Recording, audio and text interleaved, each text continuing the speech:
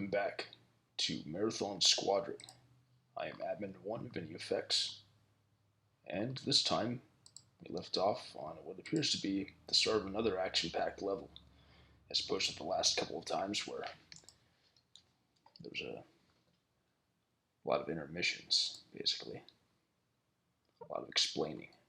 So we're on the level of Fleischhugel, if indeed that's how you pronounce it.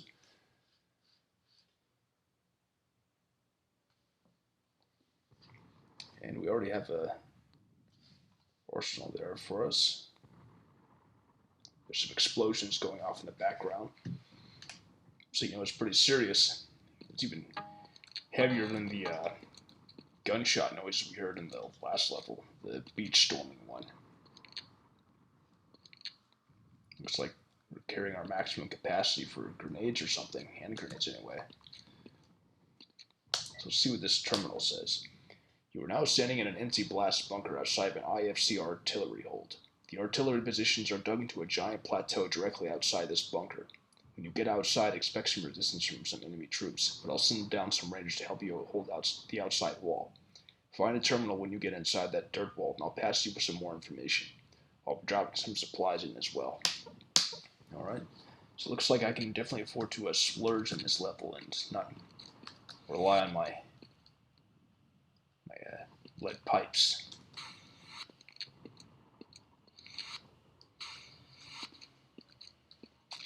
Yep.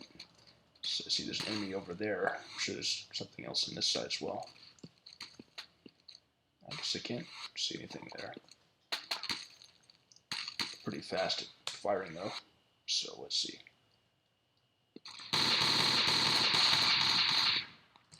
Oh hey. Oh, whoops. My friend. Sorry.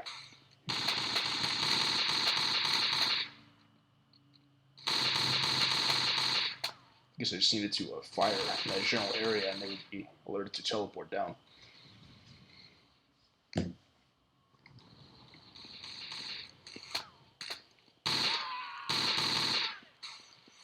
Alright. Looks like they're pretty dealt with.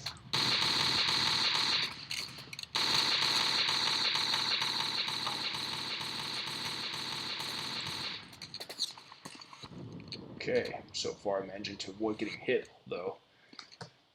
It's hard to say how much of that's due to my prowess and how much of it's due to lessened accuracy of weapons across distance. Either way, at a certain distance, it's a little harder to tell these two apart. Friendlies versus baddies.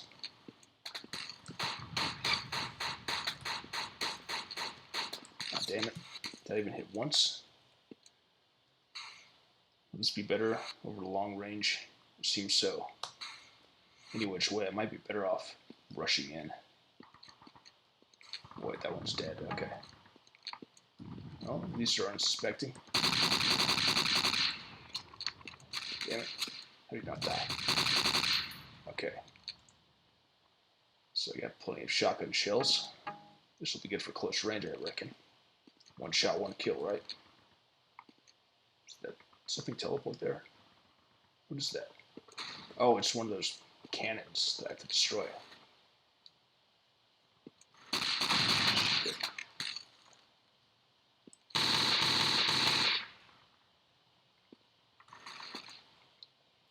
Okay, I think there's some further down there.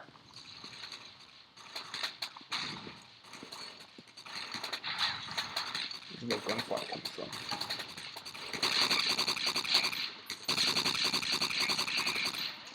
Alright.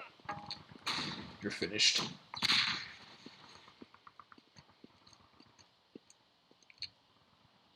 Get the shotgun again.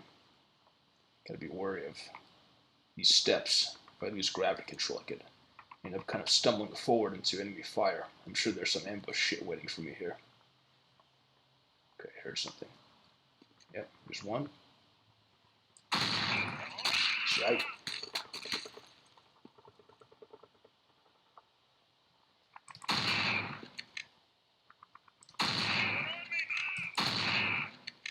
Yep, just coming in one by one, getting picked off.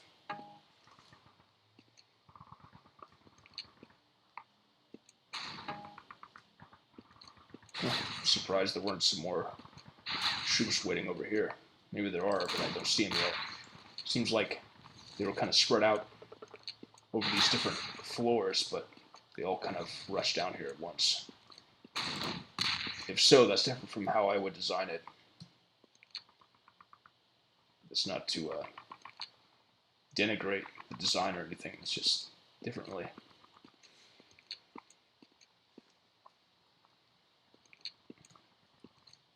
Okay. Excellent. I'm glad you made it inside this thing. Now for the next part of your mission here. Exterminate the remaining forces inside this dirt pile. If you can, destroy the artillery cannons as well. Once you've cleared out the rest of the plateau, report back here. Higher Command wants to take this hill as an HQ point for its excellent cover from attacks, so make sure you clear the entire space. Alright.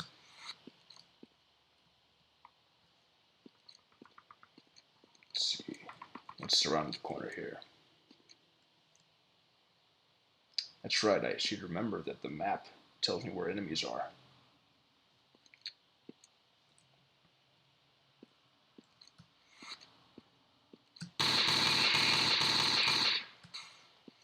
What's out here?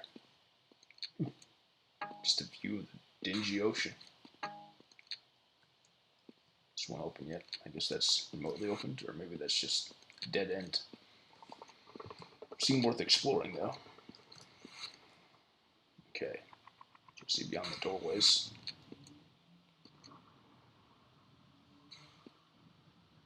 This is open.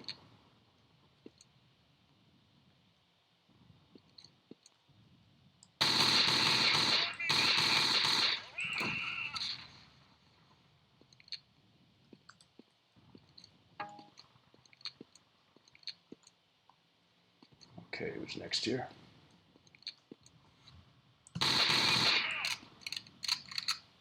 Here they come. Oh, damn.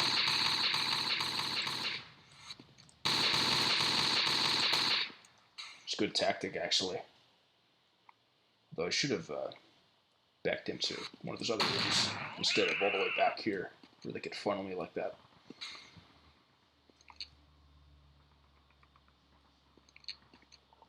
Let's see, is there a way I can go back and recharge?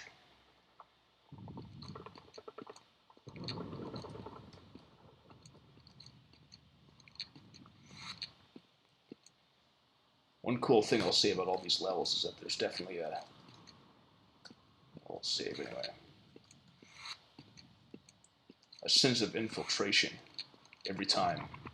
It's set up structurally and climatically in such a way that you always feel like you're doing something important, infiltrating something, getting into the system.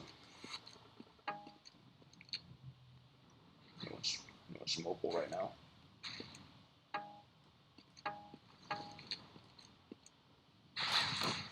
What was that? Okay.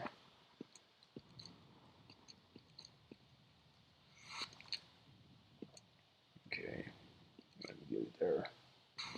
I don't think I can afford around the corner there. Right now, you gotta see if there's some shields nearby. Because that one in that room across is dead. But perpendicular to that are some more living enemies. Oh yeah, here they come.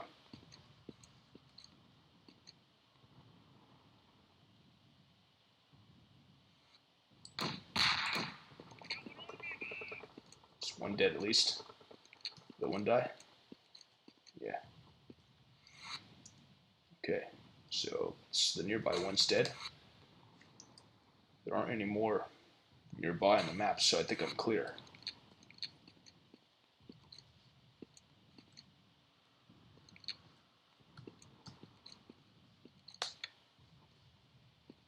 Not sure what that opened. Okay, armory. Perfect. So I did get a shield capsule there. Let's see what this terminal says. Pull back ground force waterfronts 30 to 130, continue artillery barrages, and 400 hours of initiated ceasefire treaty. In 2,300 hours, if UASC does not comply with ceasefire, initiate war plan. Levels of engagement. Priority 1, clear the skies. Priority 2, clear UASC ground stations. Priority 3, launch weapons project. Okay. Yeah, just basic description of what we already know.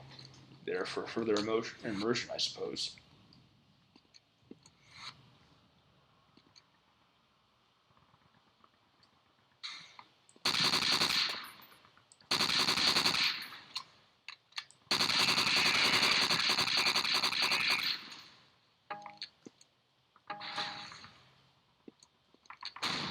Okay, you're dead. You're dead. Anyone else on the map? Okay, so I've got like a row of them around the corner here. Looks like it's just one per column. One per row, I should say. Aisle.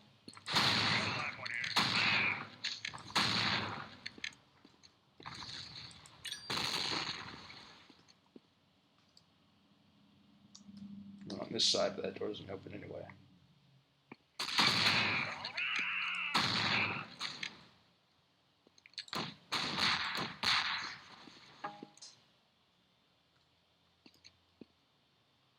Okay, that's closed.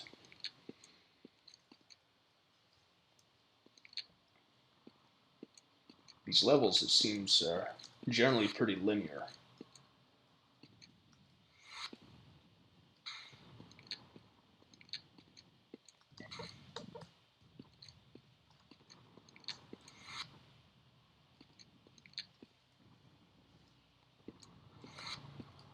Sometimes they have even kind of like a shooting range feel to them. But at the same time, one positive effect of that is that there's no issue of having to constantly backtrack or anything like that. No issue of getting lost. As immersive as that can be, it can also be tedious and a bit frustrating.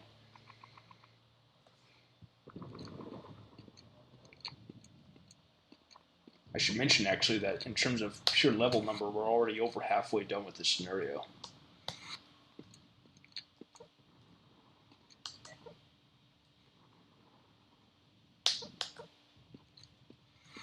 Okay, where's the next terminal to access?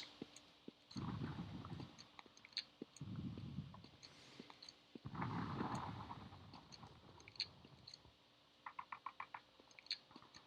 sure there isn't that much more to do. Okay, have fun wrecking those cannons. Taking those things out will really reduce the casualties for Delta and Epsilon. Higher Command is shipping in drilling tools to bore down into this plateau to make the HQ bunker deeper and safer from any large gun attack.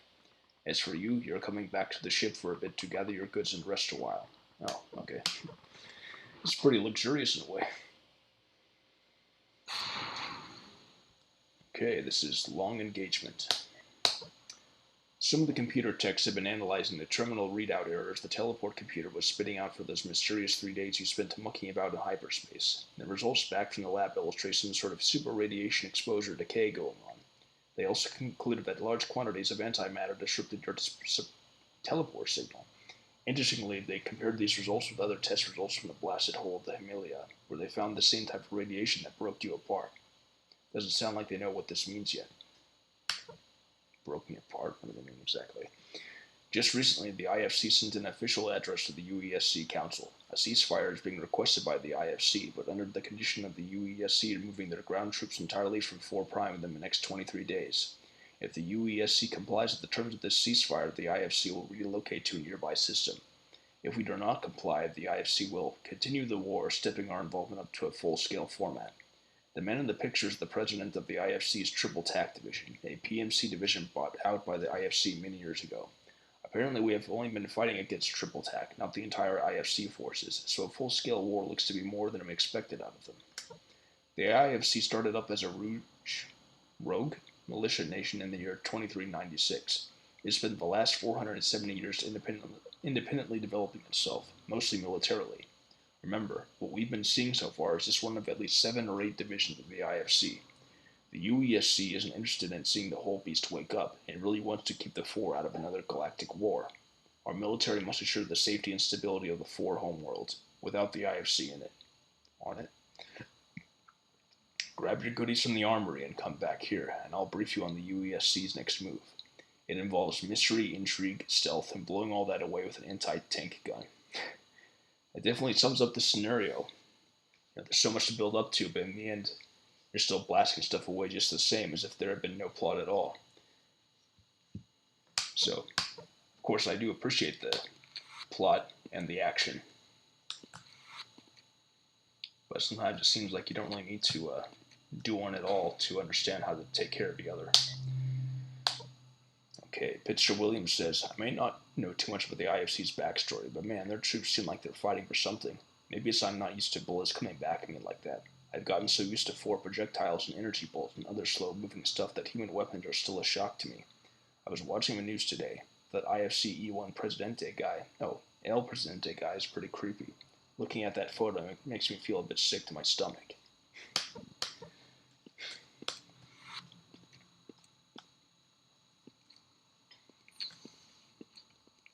Let's see what happens, how far I get if I kill everyone.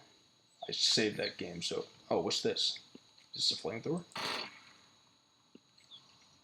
3 different types of auto rifles. Interesting. See how many I can kill with one shotgun blast.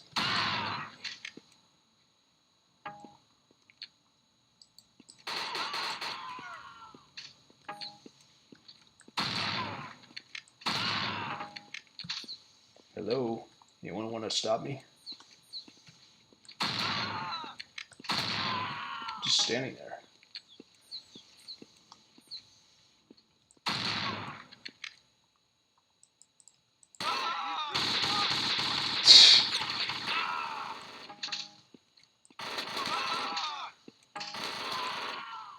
Wow, that's so pathetic. I'm just going to go back to the previous save game.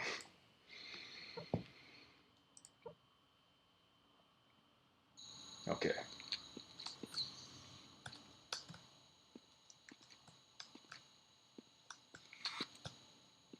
Let's see here. Wolfgang Plesch. We dropped down into Gamma Front to inspect the bunker quality of the IFC structures. Standard concrete mix, nothing special, but we did find core soil uprooted here and there around the bunker facilities. Core soil is only found 80 feet below ground level on the 4 planet. The difference between core soil and crust soil is very subtle here due to the very stable, non-seismic architecture of the planet. But core soil looks strangely more yellow than the normal crust like sand. The short of it is that somebody's been digging very deep lately. Wonder if we'll go down to an underground area or happen across some kind of secret deadly resource mining operation. Craig Leach says, today we ripped apart the IFC LMG .30 caliber weapon. It fires a rate of 1,500 RPM with minimal heat issues. Despite its thick cowling and metal plating, it provides the appropriate mass for firing it at your hip accurately. The propellant used in the weapon appears to be some sort of highly explosive foam-like charge which only detonates when the primer sets it off. We were unable to find any other way to detonate the foam. When the foam decides to go off, it creates a quick and powerful blue blast. It appears to make this gun fire smoothly without jams. Old sliding bolt mechanism, though. Unadvised.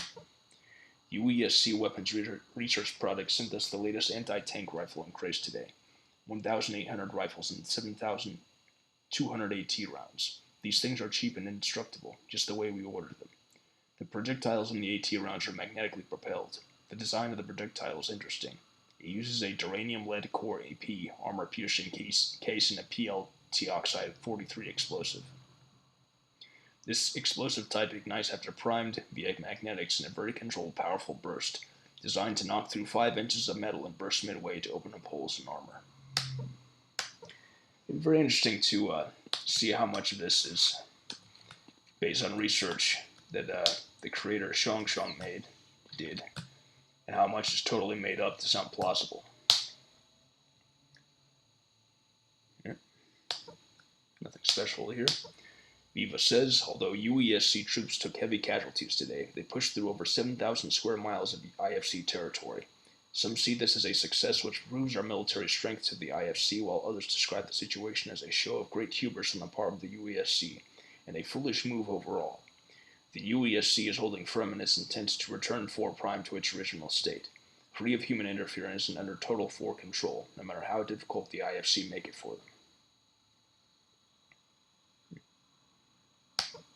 The IFC pulled their forces back and is slowly calling off the artillery strikes as the head manager of the IFC division Triple Tack pushes a ceasefire in return for UESC forces abandoning the 4 homeworld. If the UESC complies with the ceasefire, the IFC division on the 4 Prime will consider relocating to a nearby planet within the 4 system. The IFC hinted at a new weapon that would be utilized in retaliation if their needs were not met, but stopped at just sort of actual threats.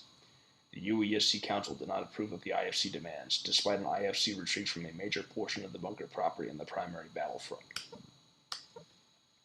I wonder if we'll end up collaborating with the 4 against the IFC. That'd be very fascinating.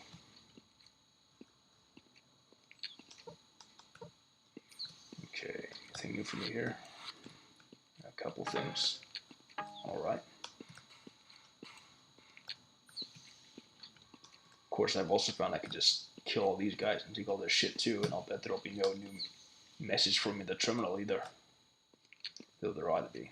But I won't really bother to test that. Alright, National Geographic says, in the year 2370, the UESG was the greatest and strongest nation, both militarily and economically, among the nations spearheading the human interplanetary colonization era. Its industrial military complex was able to overpower those of other fledgling nations without difficulty. As years passed, competing nations and rogue enterprises worked hard to meet military standards similar to that of the UESG's strength, with limited success. Independent planetary nations like Canada, Vanuasian Union, and Greater Andromeda agreed not to compete in a military race development with other nations, creating the UESC Union, which primarily served as a defense contract. Most of the other smaller nations worked to privately develop their military strength to prepare for potential UESG invasion. The nation of Torpux, a rogue nation with heavy influence in MIDA politics, began development of large destroyer ships equipped with heavy arsenals, making massive profits exporting their war material to nations in similar situations in the shadow of the UESG. After 6 years of steady arms development across the humanic universe, Torpux finalized a crude nova bomb that simulates a collapsing star with an explosion of 88 megatons. Although the Torpux Weapons and Military Development Department was inexperienced and had low quality and safety test standards and weak regulations, the fact that Torpux achieved a warhead the strength of a nova blast frightened the UESG government into action. In a backfire of caution, UESG began a branch project under the Department of Home Defense, the BWP Baker Weapons Project. Private contractors, such as the Dengai Corporation, by the way, that's something we'll encounter in Rubicon, continued development on wholly secret projects. For 4 years, BWP's weapons development was completely undercover, developing the latest technology in military warfare. One of the secret projects in development was the continuation of the Mjolnir war machines, despite the ban on the development of such creatures by the United Interplanetary League since the Marathon was launched. Another project that the BWP worked on was a warhead of equal strength to the Torpux's bomb. After the 5th year of undercover development, UESG revealed their weapons project publicly and changed the name to the UESG Weapons Development Division. The UESG termed the WD division as a branch project to save face, but in reality the WDP had become a private military company within the UESC economy, allowing unregulated weapons development.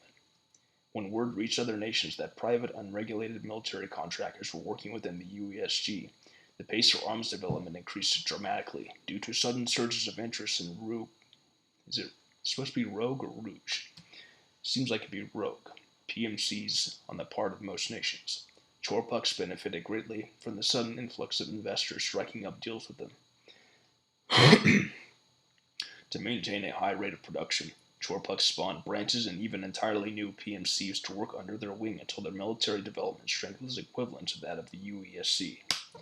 Torpux soon expanded into other economic areas like food distribution, new tech, and mining, gelpodes. In the year 2396, Torpux reorganized itself as a state, running under a full working government and a unified work division. A new nation was born. Torpux had become the Intergalactic Federation of Commonwealth. This scenario definitely deserves a story page. It almost seems like Chong Chong's intention was more to make a sci-fi story embedded in an action game, with the gameplay itself being kind of secondary. That's not an insult, by the way, especially seeing as the gameplay is still pretty good. But I get that feeling more and more as I play through this.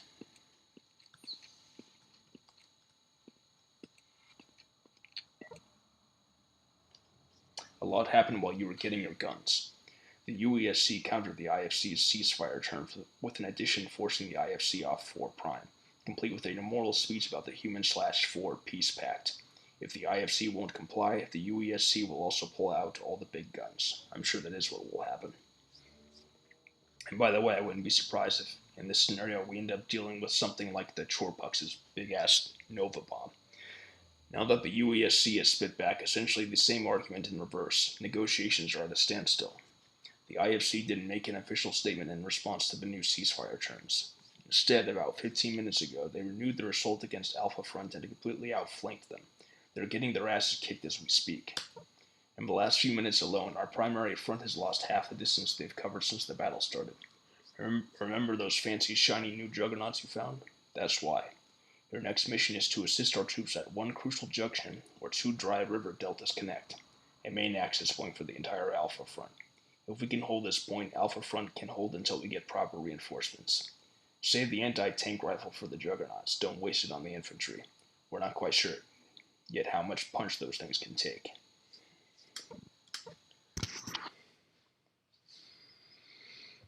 Okay, this is Hammer of God. Welcome to the very front of the Alpha Front. I teleported you to a UESC slab bunker 100 meters away from where I want you to be. Why didn't I just drop you straight in?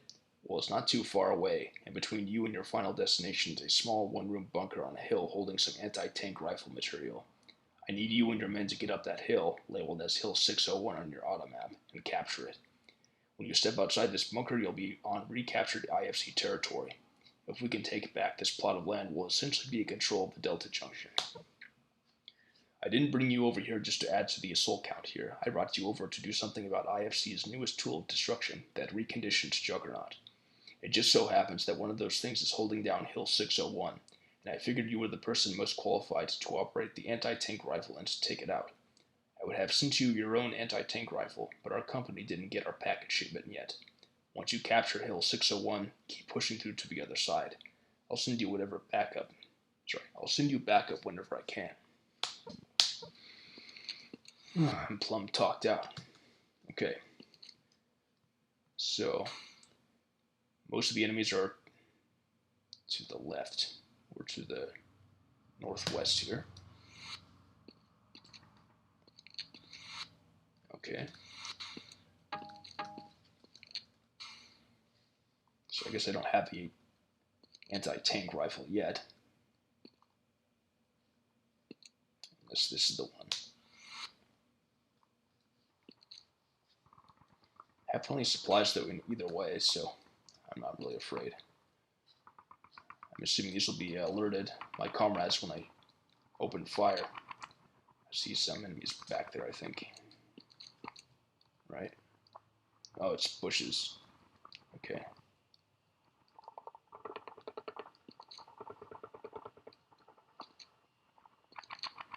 Okay. Trying to feel out the lay of the land here.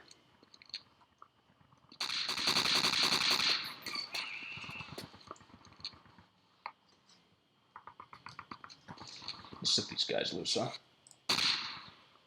Hello. Whatever.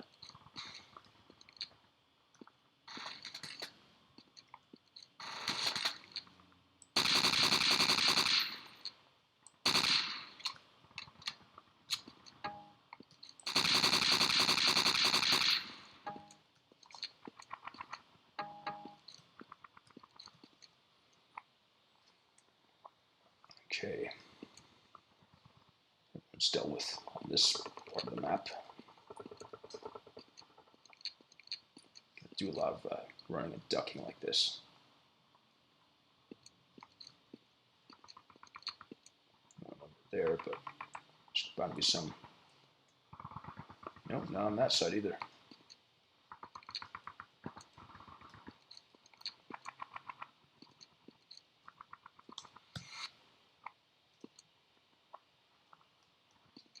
Okay. To UESC Command, HQ Station, Alpha Bunker Group 601. Stamp urgent. Situation desperate on Alpha Front. IFC ground forces are taking back cover territory at an alarming rate. At current movement rate, IFC will be on top of Hill 601 within 20 minutes. Requesting immediate infantry backup with the addition of anti-tank forces to contend with IFC juggernauts. Okay. Doesn't show it anywhere on the map just yet where Hill 601 is, but given the general design tendencies of this scenario, I'm sure it'll be a fairly linear route. Okay, save game 2.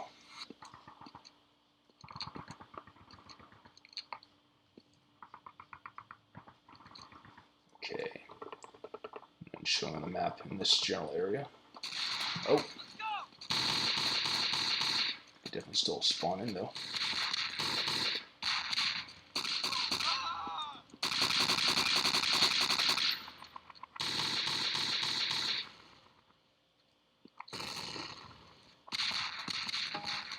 Oh, there's a juggernaut.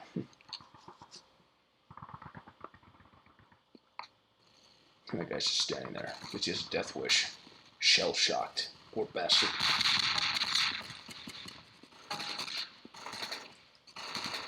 I think this is 601. Hello.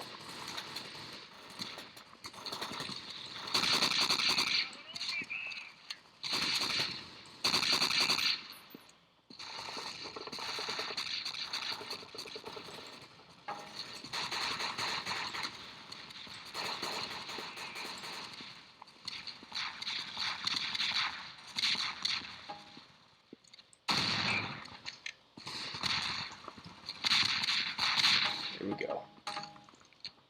Okay, let's get this bastard.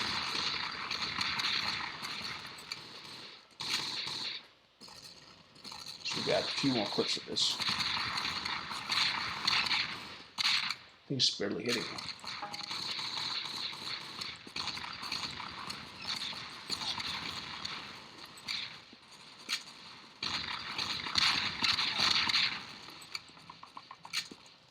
Oh shit.